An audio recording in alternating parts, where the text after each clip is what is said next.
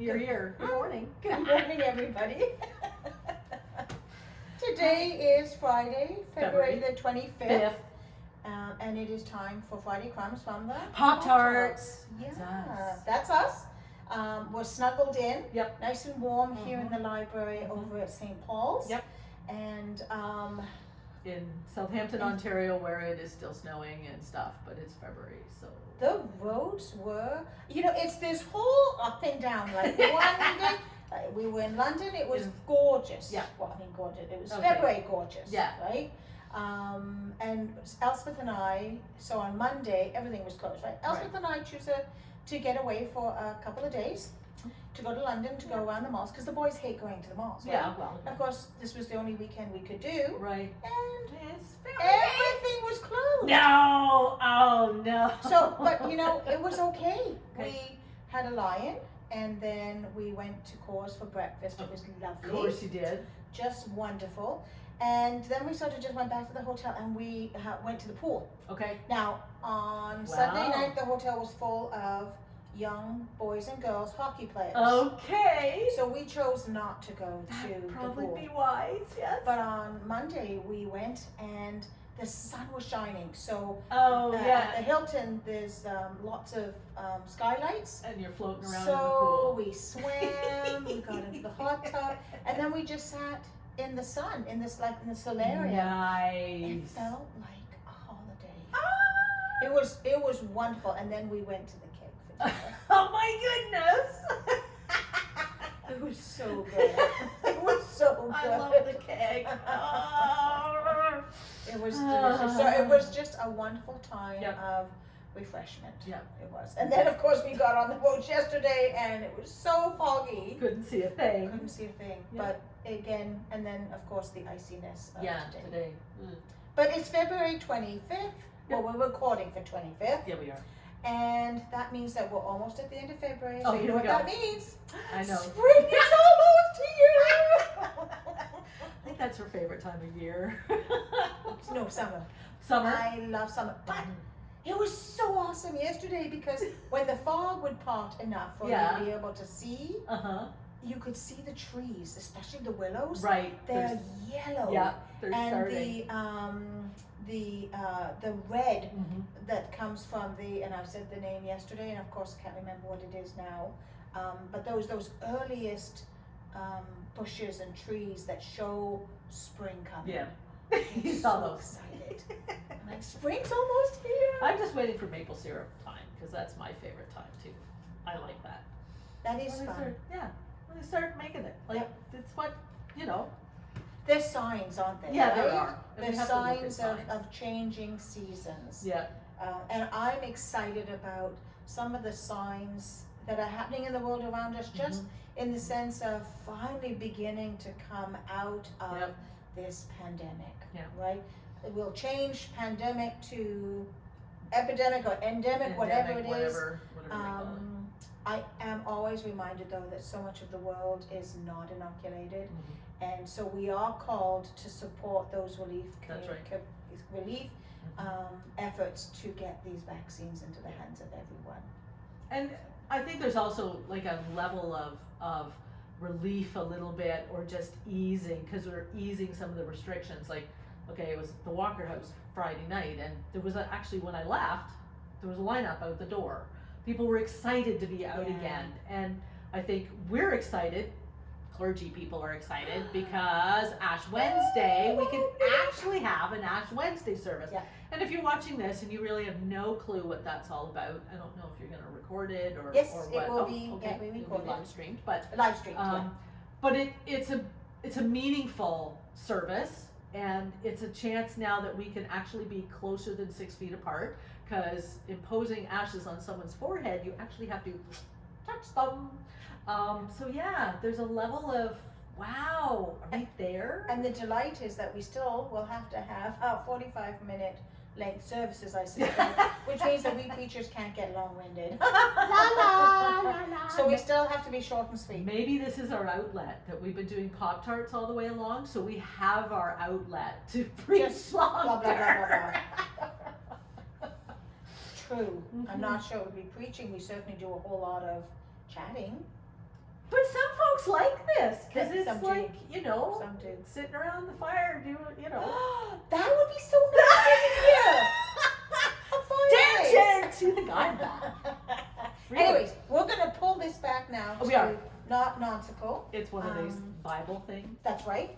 And I think both of us, when we were looking at the readings, Yeah. decided we really liked the readings from James. Yep. So New Testament reading, James chapter 5, Yep. verses 9 to 12, Yep. right? You can tell it's near the end of the New Testament, the end of the Bible, because there's not much left of here. So if you're looking for it, that's where it is.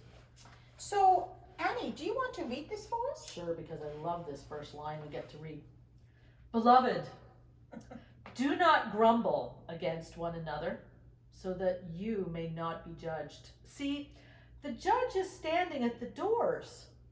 As an example of suffering and patience, beloved, take the prophets who spoke in the name of the Lord.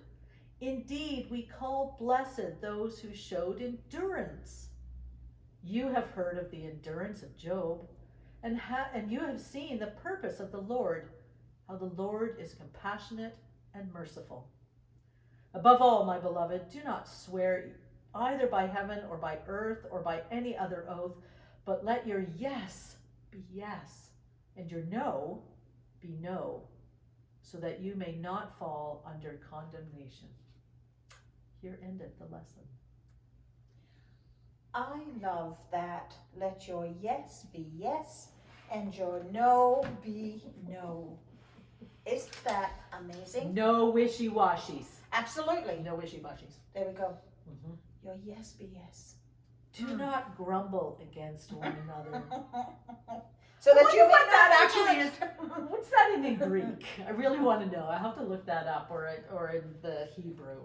I just got a Hebrew Bible given to me, so I'll have to look that up. So I love that. well, New Testament would be Greek, right? Yes, it would Yeah. be. Mhm. So I'll have to look that up and see what grumble against one another. But we've been doing that, I right? kind of think that's a word that translates through the millennia. Transcends Quit all. complaining. Quit your whining. Well, and it's not just that. I think what it is that we're called to see the divine in one another. Right. Okay. So if we're looking for the divine in one another, we can't be bolstering our own by diminishing the other. But how do you So- find the divine in someone who really is a sourpuss? How do you do But that? I think wading into a place of deep empathy, right? Because that's hard when somebody's Oh, grumbling. absolutely. Because what happens when people grumble, right? When people are grumbling and Right. against us, Right. it pushes those lovely, great, big red buttons that we have. Push, right? And then you're irrational, Right. and anger takes Right. over, defensiveness, Right. and so it's staying in that place of, you know this term, right? Being a non-anxious presence in the presence of anxiety. Yeah. It's about not letting whatever is happening there trigger something inside you. Right. Right? Yeah. And so I think that means that we not only have to lean into the power and strength of God, we have to like crawl right up into God's arms, wrap ourselves around Him and just say, help me! Right? And so then I'll just get behind Him. It's just like, But there's such energy in somebody who grumbles. There's such energy in somebody who complains, and there's energy in that, and it tends to create kind of, I can envision a vortex of, is there a vortex of grumbleness? well, yeah, right? It's a negative energy, right? Right, so that But just there's sucks you in. equal energy in the positive. And But you don't sometimes need, it's like, so you hard to just- find that though. Well, yes, it is. But I mean, that last line, right? Yeah. Let your yes be Be yes, and your no No be be no. no. Right? And I think sometimes it's about being passionate and convicted of Right. what we believe. Yeah. And what we believe is a truth beyond what our human eyes can see, That's right. what our human heart can feel. And I think when we come up against that grouchiness, God bless them. It's so funny when it says here, do not swear. All I can think of is, you mean in the car? Yeah.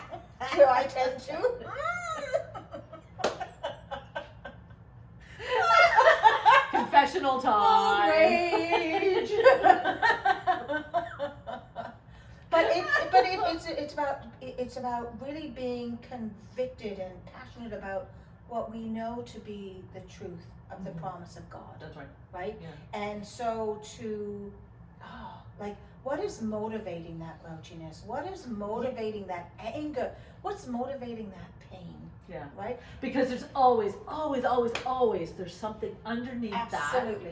that has either, as your term, bubbled up for whatever reason, or something that has been, the surface has been scratched by either a saying or a movement or something being done that now exposes that. Yes. And they say that it's like a wound. Yes. Yeah.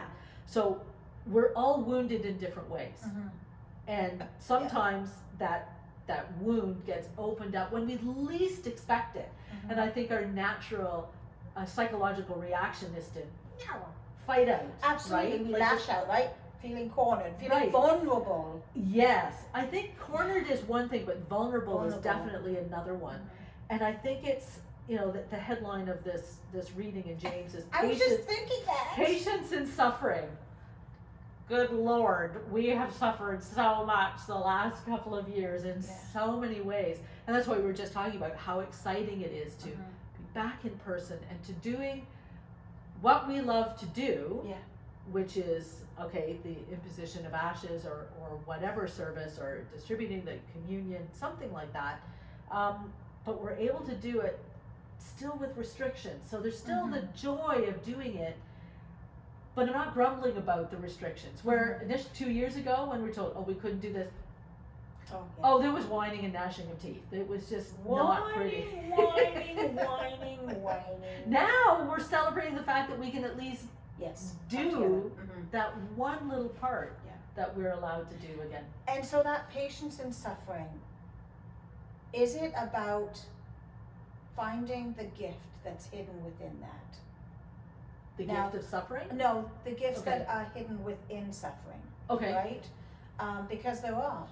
Oh yeah. Now, I see and it I every don't want to. day. Yeah, that's right. And I don't want to Every tread too closely to that whole precious theology line that makes people want to reach out and smack you, because there is no joy in suffering. Let's be very clear about that. Yeah. But in the midst of suffering, there are incredible moments of grace. Yep. And there is where joy can be found. Yeah. The what allows others to bring gift to us. So this suffering, patience in suffering. If we do not react, if we do not, push back, smack back, get involved in that argument, could there be the moments of grace in that where our own sense of peace can transfer itself to another? I would hope so. In the minute it may not, because sometimes people are just looking for a fight. Yeah. Right? And because they just need to get it out. Yeah. But are there moments of grace to be found in that patience? Right? Oh, I think so. Absolutely. Mm-hmm. Yeah. And living through suffering. I mean, we want to go through life where everything is easy and beautiful and the whole thing. Okay. So then when something that makes us suffer happens, we're not prepared for that. So there's a level of, I know we've used this word so much the last couple of years, resiliency. There is something in having some moment of suffering in our lives at some point, so we understand. And we can understand the other. That's because right. We have suffered too. There is no true recognition of joy unless we have authentic recognition of sorrow. We cannot have Look one at you. without Who the are you other. quoting? Is that a Joyce Right. Rupp thing? No, I think that's just a in my head thing. Maybe, who knows? Woo. I'm sure there's wiser and more articulate minds out there who've said something similar. But truly, we won't recognize joy without having recognized deep sorrow. Right. That's what the laments were about. Yes. That's what the psalmist wrote about so beautifully, is the lament, this pouring out of the pain of the situation in the world around them, and then being able to somehow articulate the peace that's found in the promise that God walks through that with us and brings us through it. So maybe there's that patience and suffering there for us as well. Yeah. Right? I think so. Right. But also in this reading, there's a level of empowerment of let your yes be yes and your no be no. And we have the beauty in this province, in this country, to relieve suffering, because we're saying, yes, I don't want to suffer like this anymore. So we have that ability, and isn't that beautiful, to be empowered to say, I want to live my life the way that, well, God gave me the gift to live my life that way, and if I'm suffering too much for whatever reason, that can be relieved, right? And I'm not talking about death or medication, I'm just talking about having people around that understand how to relieve that suffering. Our healthcare system is one, mental health is another. There is spiritual sorrow as well. I think that's why we're still here, right? We still need priesty people to bring us through some spiritual suffering that may have. But again, we were just talking about how there's the point, but there's underneath what really brought that grumbling or sorrow to the surface. And once we understand what that is, then we can live through it.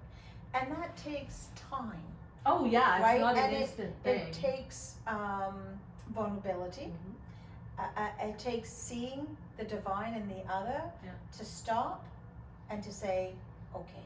Right. But it's funny, you're just saying seeing the divine in the other, because I did an exercise with a group in the hospital and asked them, could they see the divine, could they see God, could they see spirit in somebody else, and what did that look like? Well, I can tell you there was a whole lot of crickets sounding going on because nobody could identify it. They just knew. They said, oh, I know that person has. Okay, well, how do you know? Like, how do you know? I don't know. I just know. Okay, so let's go and think about that, talk about that. The same, like, we can tell when somebody's in sorrow, or we can tell when somebody's mad, because there's facial expressions that tell us that. But how do you see the divine in somebody else? Is it the gifts they bring? Is it their abilities? Is it their compassionate way? Is it paying it forward? Is it because they're wearing bright blue or bright pink today? What? What is it? How do you find that? And I think, I think part of it is the recognition that it's the divine in us seeking the divine in the other. And so sometimes it's about turning off the human interpretation, assumption, grumbling, right? And just simply allowing ourselves to feel who that other person is, right? I mean, and there's all these wonderful things, like walking a mile in someone's shoes and seeing through somebody else's eyes. I think that all speaks to this same sort of lesson that we're hearing in James's letter. Is that we have no idea what the actual experience or life is of the other. That's right. But what brings us together, our common source of humanity, is the fact that God created us all. That God created us in God's image. That we are made with a generous spirit. And even in our brokenness, the divine still dwells. She's really good at summarizing everything, Like, I'll get there. I think you're very, very, very gifted, Annie, in oh my goodness gracious. We are so blessed to have you in this regional ministry. So much fun. And this is Annie's birthday week. I know, yes. So she is, by the time you see this, she will be 2 days post her birthday. One day post her birthday. Today we're seeing her 1 day I know. before. I feel so much younger or older. I don't know. It's going to be a weird year. It's a weird number. Anyway. It's a weird number? It's a weird number. Like some birthdays are significant, right? Like for my 40th, I rented a Porsche Boxster and I drove all over Ontario. It was awesome. I ran a marathon. And you rented a Porsche Boxster. I like your celebration. Some people got way better. And years past, it was going to St. Anne's Spa. I never worked on my birthday, But yeah. I'm so glad your birthday's not like Christmas. Easter. No, it's February. Thanks, Mom and Dad. Yeah, it's a weird number. It's two odd numbers, and I'm not feeling it. I'm not feeling So, what are any celebration plans? it. No, No? just not going to work. I may do some crafting. I may sleep in. I don't know. I have no idea what my other half has planned. Probably nothing. Flowers and I hope maybe cake Would be nice. would be nice. Well, on behalf of everybody who's watching this on Friday, I want to wish you the best of birthdays. Thank and you. I hope it involves flowers and And cake and a little bit of a whole lot of spoiling. Okay, I'll take There we it. go. Or just a day where I'm not asked to do anything. That would be cool. There we go. That's the best present ever. I don't know what I'll do. We'll see what the weather does. Yeah. Well, on that happy celebratory note, we wish you the very best for Yep. the rest of this week. We look forward to seeing you on Sunday. This is our last Sunday before we enter into Lent. Yep. So Wednesday we'll begin with Ash Wednesday. We Mhm. begin our season of Lent. Mhm. We begin our in-person services, which we're so excited about.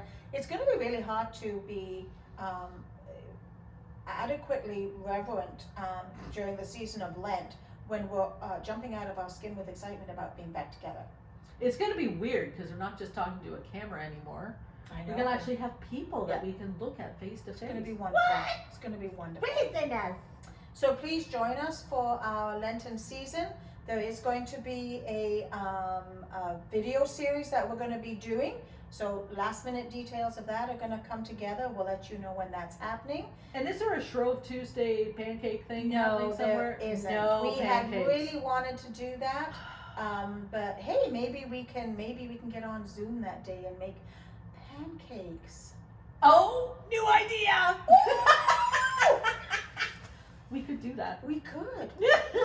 We could encourage you to just, Join us. join us. Join us. on Pop Tarts Zoom. do pancakes. All right. All We've right. rattled on long enough. Take care and God bless. We will see you on Sunday. Bye-bye now. Bye.